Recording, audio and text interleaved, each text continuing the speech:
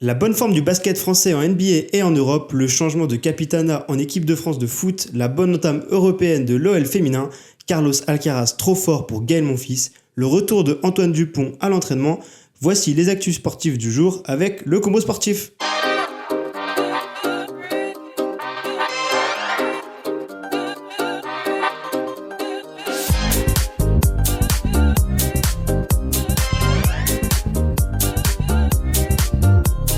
Salut, c'est Hugo, j'espère que vous allez bien. Nous sommes le mercredi 9 octobre 2024 et on discute ensemble des actualités sportives du jour.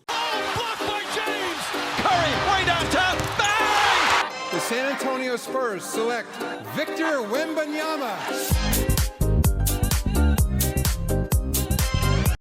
On commence aujourd'hui avec la bonne forme du basket français en ce moment et notamment avec nos deux rookies Zaccharie Risace et Tidjane Salin qui ont brillé avec leurs franchises respectives, les Atlanta Hawks pour Risace et les Charlotte Hornets pour Salin. Les deux jeunes joueurs s'en sortent avec des statistiques plus qu'honorables, à savoir 18 points, 3 rebonds et 2 passes en 22 minutes pour le premier concerné et 15 points, 8 rebonds et 3 passes en 24 minutes pour l'ancien joueur du Cholet Basket. La transition est toute faite, direction l'Europe et les clubs français qui cartonnent sur les parquets. Le Cholet Basket, on y revient justement, s'est imposé 90-75 face au Fribourg Olympique. L'AJL Bourg démarre fort en Eurocup avec une troisième victoire consécutive sur la scène européenne acquise à Venise sur le score de 66-88. Et enfin, Nanterre est allé s'imposer 70-76 sur le parquet de l'Hapoel Holon en Champions League de basket. Le programme de ce soir avec Monaco qui reçoit le Maccabi Tel Aviv en Euroleague et qui tentera de se relancer après sa défaite dimanche face à l'Asvel. Cela marquera également le retour de Jordan Lloyd en terre monégasque. En Coupe d'Europe FIBA, le Portel se déplace au BCK Lefkramo, alors me demandez pas où c'est, j'en ai aucune idée.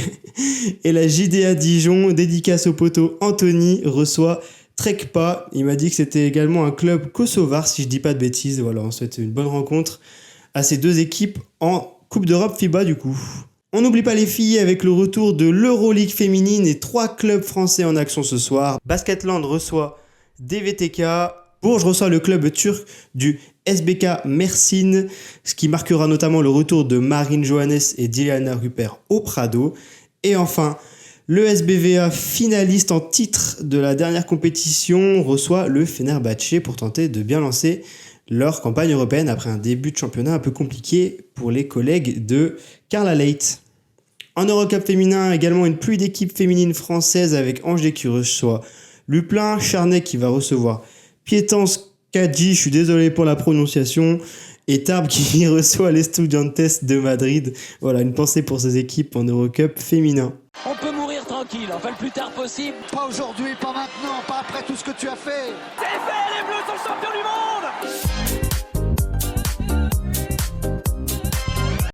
L'actu du jour au niveau football, c'est la nomination de Aurélien Tchouaméni en tant que capitaine de l'équipe de France, notamment à cause de l'absence de Kylian Mbappé sur ce rassemblement. Le joueur de 24 ans devient donc le 132e capitaine de l'histoire des Bleus et devra donc assumer son nouveau rôle dès jeudi soir face à Israël. Du côté des filles, seules engagées en Champions League, les féminines de l'OL se sont aisément imposées face au Galatasaray hier soir sur le score de 3-0 avec notamment un doublé de leur buteuse Diani. Côté tennis, Gaël Monfils n'a pas réussi l'exploit de l'emporter 2 fois de suite face au numéro 2 mondial, l'Espagnol Carlos Alcaraz. Défaite 6-4, 7-5 du Français qui s'incline tout de même avec les honneurs. On notera par ailleurs les qualifications de Yannick Sinner, Daniil Medvedev et Novak Djokovic pour les quarts de finale du Masters 1000 de Shanghai.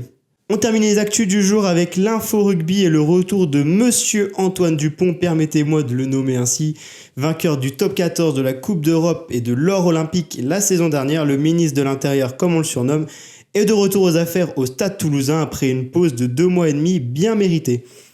Il devrait faire son retour prochainement sur les terrains du top 14 avec en ligne de mire les test matchs de novembre avec le 15 de France. Merci de m'avoir écouté, on se donne rendez-vous sur mes réseaux sociaux, Instagram, TikTok, YouTube et en podcast tous les jours de la semaine du lundi au vendredi. Portez-vous bien, c'était Hugo pour le combo sportif. Ciao tout le monde.